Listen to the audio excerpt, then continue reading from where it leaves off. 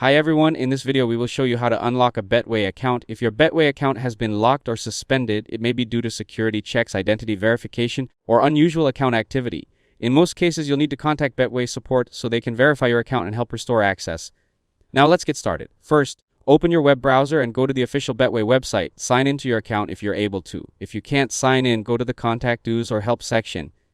Now choose your preferred support method, such as live chat, email, or phone support. When you contact a support agent, explain that your account has been locked and that you want to regain access.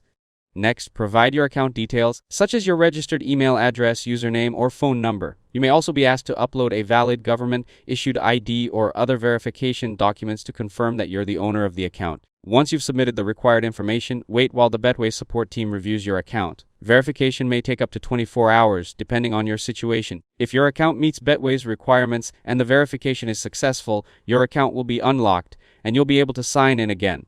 If the issue was caused by multiple accounts, incorrect account information, or a security restriction, answer the support team's questions honestly and provide any additional documents they request to help resolve the issue more quickly. If this video helped you out, don't forget to leave a like and subscribe to the channel. Thanks for watching, and I'll see you in the next one.